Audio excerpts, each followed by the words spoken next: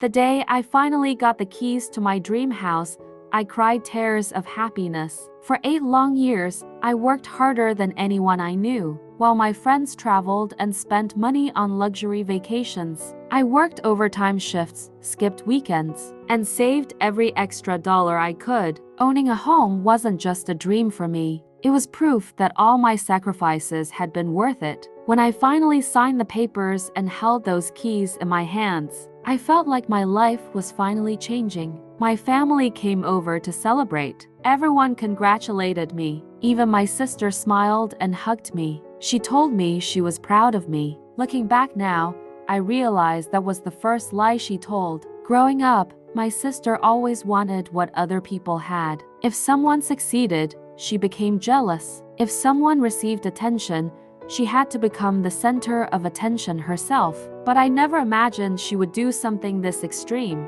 3 days after moving into my new home, I received a strange phone call. A man introduced himself and claimed he was the new owner of my house. I laughed and told him he had the wrong number, but he sounded serious. He said he had legally purchased the property. My stomach dropped. I immediately checked my documents. Everything seemed normal, so I thought it had to be some kind of mistake. The next morning, I contacted the real estate office. That's when my nightmare began. Someone had submitted paperwork claiming ownership of the property, and somehow, the documents contained my signature. At first, I couldn't understand what was happening. I had never signed anything. Then the investigation started. A few days later, I got my answer. The forged paperwork had been submitted by someone using information connected directly to my sister. I couldn't believe it. My own sister, the person who hugged me and congratulated me, the person who told me she was proud of me. I drove straight to her apartment. The moment she opened the door,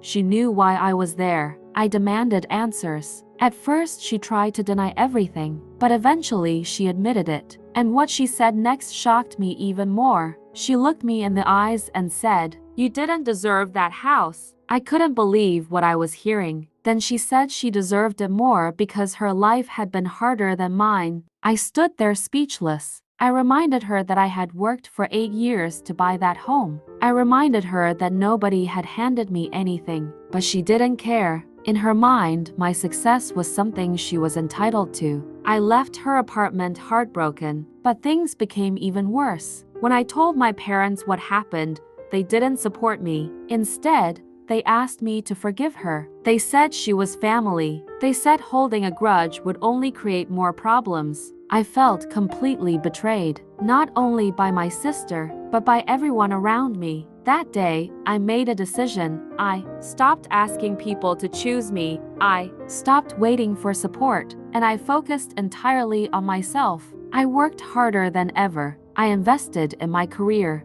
I started my own business. The first year was difficult. The second year was even harder, but slowly, things began to change. My business grew, my income increased, new opportunities appeared, and for the first time in years, I felt hopeful again. 5 years later, I achieved something I never thought possible. I bought an even bigger house, a beautiful home in a neighborhood I used to only dream about. While my life was improving, my sister's life was falling apart. She made bad decisions, she spent money recklessly, and eventually, she lost almost everything. Then one evening, my phone rang. It was her. For a moment, I considered ignoring the call, but I answered. She was crying. She said she was struggling financially. She said she needed help. She said she had nowhere else to turn. For a few seconds, I stayed silent. Then I remembered the day she stole from me. I remembered the lies. I remembered the betrayal.